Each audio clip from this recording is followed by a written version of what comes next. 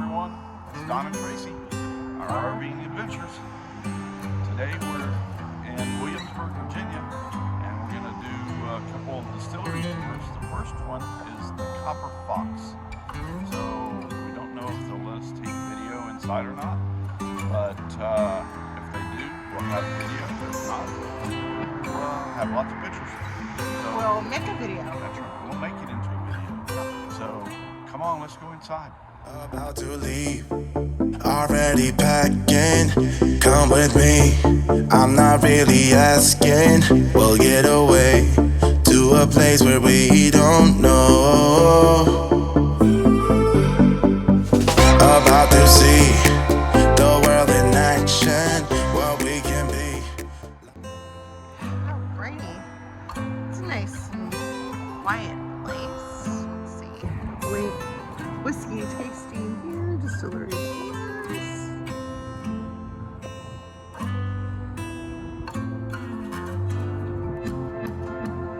Seem to be a little early, but let's see if they'll let us inside. Go and see.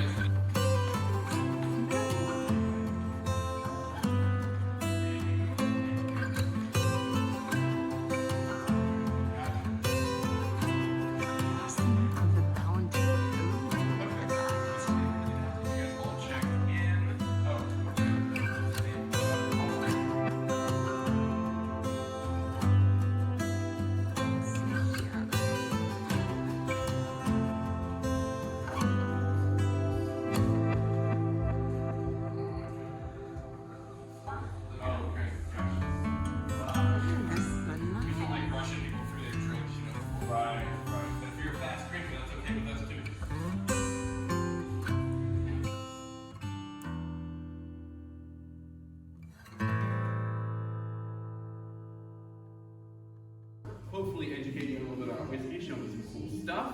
If you do have any questions along your tour, I encourage you, ask them. Hopefully I can answer them. We're going to go through every step of our whiskey making process from grain to bottle. So show you a lot of cool stuff today. But we start our adventure by heading outside and show you what we've done with this awesome can. So follow me.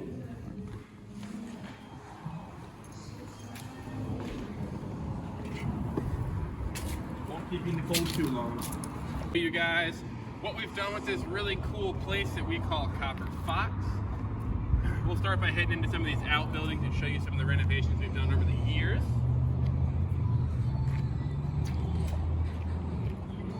So, you probably pulled up here and you saw the building, you're like, this is a different looking distillery, right? It's a little interesting.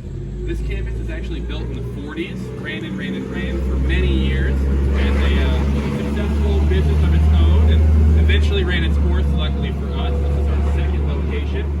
Everything began in 2005 in a little town called Sperryville, Virginia. A gentleman named Rick Wasman had a passion for whiskey and wanted to make some of his own, so he did it. Not bad. Had a lot of great success looking to expand his whiskey empire. Found this location in 2015 and thought, I can make that into a distillery. Everybody thought he was crazy, and he proved them wrong. So follow me, we'll show you kind of creativity. All right, guys. So pretty cool room in here. It's one of my favorite places. Like I said, I can sit and talk or listen or just sit in silence in here all day if I wanted to. It's lovely. So this is, as you can probably figure out, our main barrel house. Storing and aging a lot of our spirit. Letting it grow up and mature, right? Do a number of things a little differently here at Copper Fox. One of those things is how we're actually barrel aging the majority of our product. We started with a very cool process called chipping. We're taking toasted chips or chunks of wood, different varieties depending on the spirit we're trying to kind of curate, and we're taking those, chopping up, and putting them down in the barrels.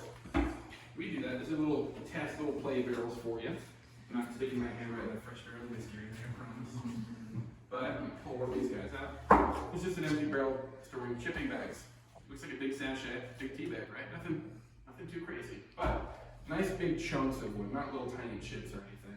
These are taken, dropped into the spirit itself to actually kind of steer it along and kind push it in the direction we want it to. So we'll do that with a number of woods. Along with our smoking process, I'll say in a little bit, we like to influence our spirits with fruit woods, apple wood, cherry wood, peach wood. Some of the big things that really put Rick on the map that he realized nobody else was doing. He's like, why the hell not? I guess I'll do it myself. So it worked out pretty well for the guys so far. We've made a few different bottles here and there. Now, I say primarily fruit woods. He's also dabbled with a lot of other stuff. Of course, we are using barrels that are typically used bourbon barrels, so they're charred oak. So we're using, of course, quite a bit of oak in our process. Also, we'll supplement with a little bit of oak chips in those bags sometimes too, just to increase that surface area of exposure of wood, char, and smoke to the whiskey itself as it's aging. We've also done non-fruit woods like American chestnut, sassafras, and constantly playing around with new things. So stay tuned, keep coming back, keep drinking on whiskey. But yeah, so when Rick set out to make whiskey, he had toured around the U.S., ended up in Scotland, really fell in love with the old traditions of whiskey making, hand malting, smoking, etc. But he didn't want to use peat moss like they use in Scotland. He wanted to do something different. And so he had poked around and thought about what he could do, and kind of to my point a minute ago, found out fruit wood sounds like a cool idea. Is anybody else doing that? He's like, well, nobody else is. So he beat them to the punch. So again, something we're very proud of is those fruit wood smokes and essences that we impart into our whiskeys. Now, this chipping process typically is not for the entire aging, but just be for part of it. About a year and a half or so will age with the chipping and the smoking in there. Because you don't want to overdo it. There's a point of diminishing returns where it can get over smoky for what we're trying to design. Now, after we do that, and we've done the chipping process, we'll bring it over to this finishing barrel. And we do a couple of things out of order today. We let you get excited, bring you in this room, you take a few deep breaths, you get really excited, and whiskey goes to your head, and then everything I say sounds a lot more interesting. So all part of our plan. But from the chipping barrels, it goes into finishing barrels. Now you can see big difference between these guys and those guys. There's no black plastic little shower cap on these guys. As you saw in my demonstration, those have a hatch down at the top that we can close and open and kind of influence. These guys are filled through traditional bung on the side, and we'll flip it and stand it up after we seal it. These are forgiveness and redemption in whiskey making. But, so, you can see there's quite a few barrels in here, and at this location, it's like an Easter egg hunt to see barrels tucked around in every corner, nook and cranny to the buildings, and it's pretty fun. It's kind of a cool thing. Now, I mentioned that our company started in 2005 in Sperryville. We still have that location. This didn't replace it, just added to it. So if you ever find yourselves up in the mountains of Shenandoah, make a few wrong turns, follow the banjo music, and you just might find Copper Fox there. It's awesome. There's a key distinction. You follow banjo music when the sun is up. You go away from the banjo music when the sun is down. The difference is subtle, but you know, we'll leave it at that. We'll start with the beginning.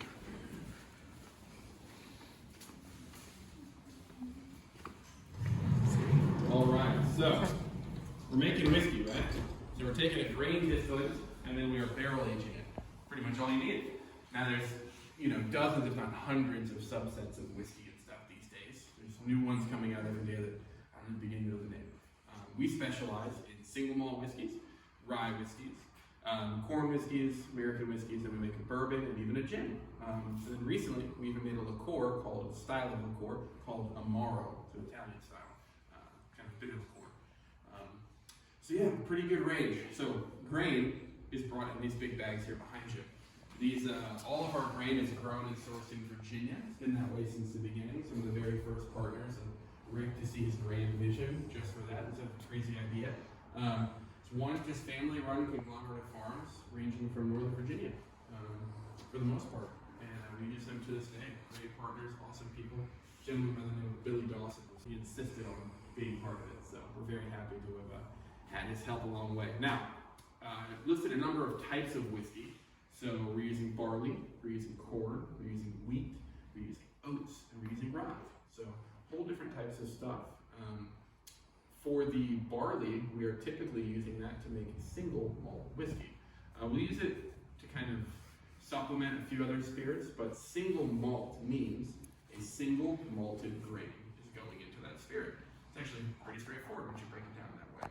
What malting is a process that we do to the grain, after it's harvested, dried, and brought to us, because we want to reactivate it and get a little more out of the grain itself. We're hoping to really reactivate it and get extra sugar. That's the main nutrient we're trying to kind of increase, because the more sugar presence there is, the more potential alcohol we'll have in the fermentation there. Yeast that we'll introduce a little bit down the road tracks down that sugar, devours it, and converts it into alcohol. So we can get a little extra sugar, a little more alcohol, more barrels, more bottles, and we can keep giving tours. So this all comes full circle.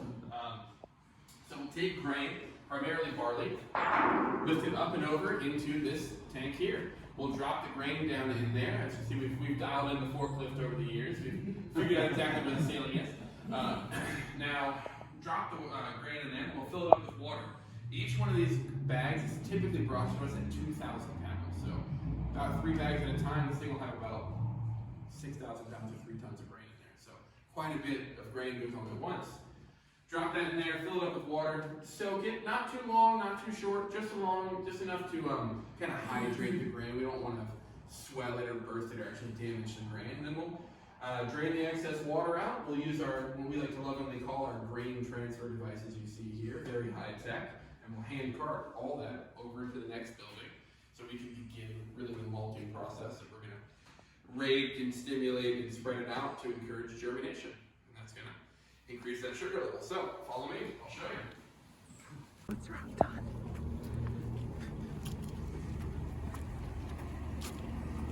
I'm learning a lot. And I'm getting thirsty. We're going into the malt house. A little slick guy. Not quite ice skating. That's a good thing. Oh, wow. Condensation is happening. That's what we want. We're kind of creating and maintaining a bit of a greenhouse effect almost here. So we'll take the grain, bring it in here, spread it all out as you can see. These nice big pretty piles. Now we're going to rake it and drag it around in these nice, kind of like a Zen garden pattern, right? The reason we're doing that is we want all the grain to get affected equally. We don't want some to get extra dry, some to get extra moist, etc. Move it around, get a whole bunch of grain going and get it happy. We are, Friday, we're on about day 3. Day 3 of this, going into the 4th day tonight. Now, this is barley. Yes, our barley. This is thoroughbred. This is a 6-row barley. 6-row, meaning not how it's grown, in the fields or anything. It's how it actually grows on the stalk itself. So it's a little bit more tightly packed on the stalk. It's a type of barley we like to use. It's a little bit more nutrient rich, a little extra meat we can get out of it. Now, as you can see, it's really pretty. We have it all raked in these nice organized patterns. We'll rake it about 2 to 3 times a day for about 5 or 6 days. Now, this time of year where it's the change of the season, finally getting cold and the extra condensation and everything, we'll maybe rake it a little bit more aggressively just so you don't have buildup of moisture or any dry pockets or anything and stuff's going back and forth. But then, yeah, it's happy and healthy. So it's a little bit warmer in here than it is outside. We want to keep it, nice kind of consistent temperature here. And this is happy, healthy grain, it looks like. So if you guys, let's do a little show and tell. Make it an interactive experience. You guys can hold out your hands. You guys can literally have your hand in whiskey making today.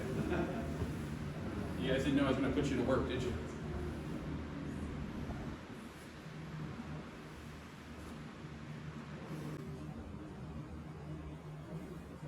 Alright, so you'll see that grain is starting, as it falls out of your hand on the floor, it's okay.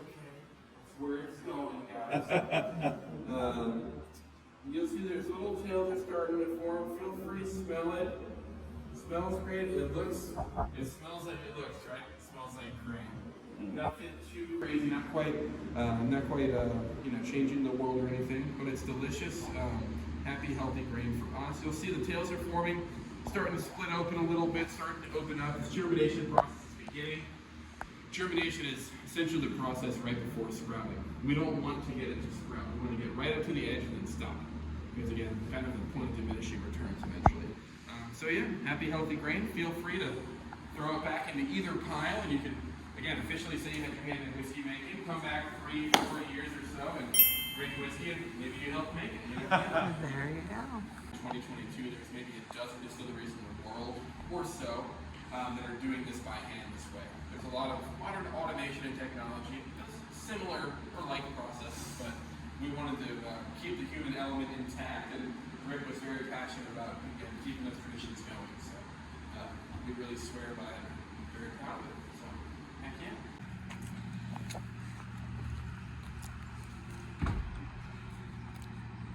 So this is an old motel. We moved here in 2015. It's actually a 6.5-acre campus. Opens way up to the back. All the rear buildings, pretty much everything you see around you belongs to the company, to the Wasman family. So there's some private areas back there, some apartments, offices for some whiskey-adjacent folks, and owners have a house on the back of the estate, you know. So it's actually their own whiskey compound. Not bad. Not a bad spot. Oh yeah. Oh yeah. Here You we know, go. it's changing the season, but in the evenings and stuff, we'll have the bonfires going, having your drinks by the fire and relaxing. There's the private event stage. It's kind of multifaceted. Now we're going into the mash room.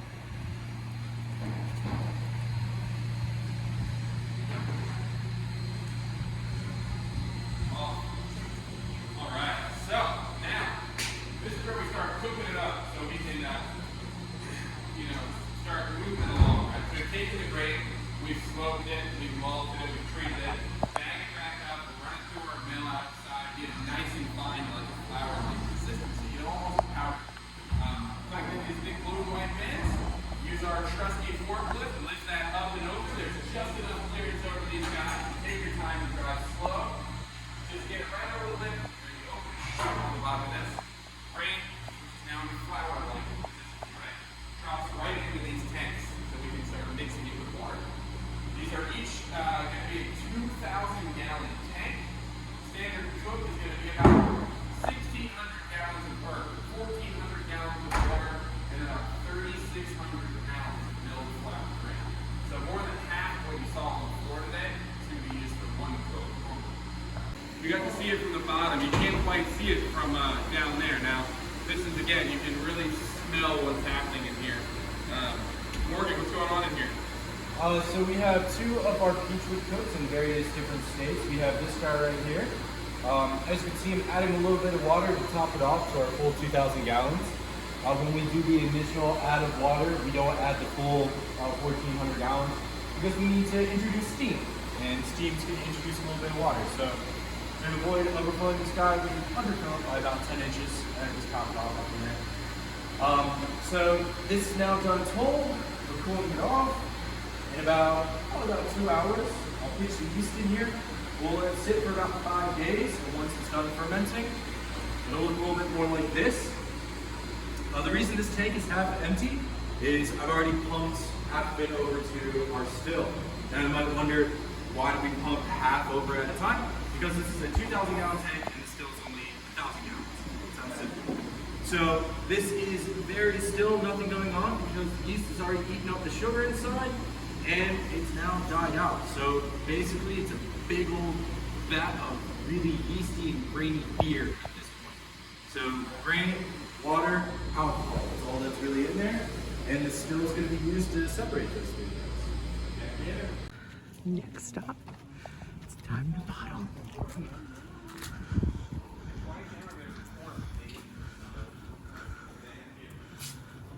Alright guys, come on, a nice toasty, comfy room in here.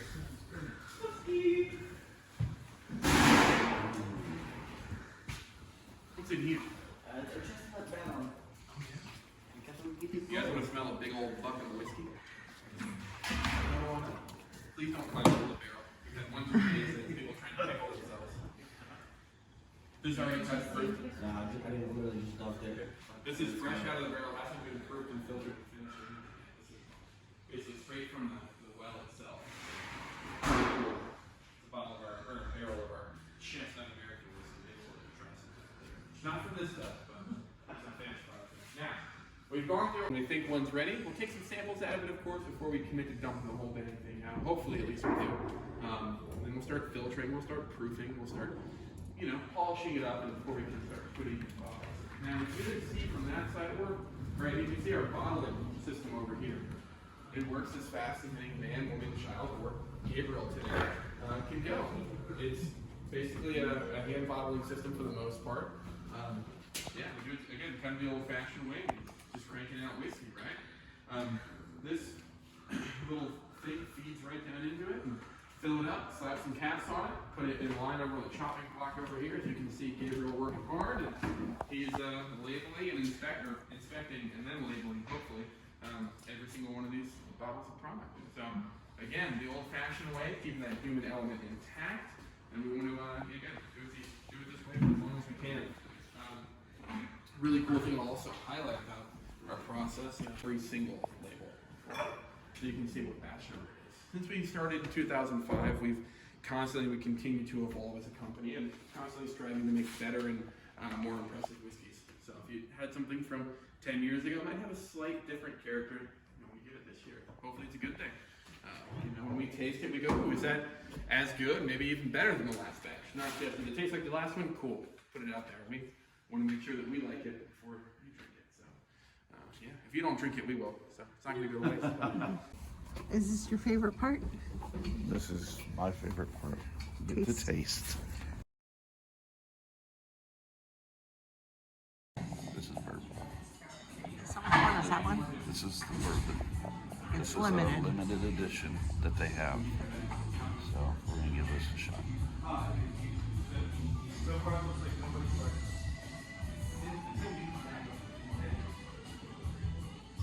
You got to get it in your gums and in your palate and everything. That's really good. It's really good. I think I'm going to buy a bottle of that. Well, there you go. Yeah. The verdict is in.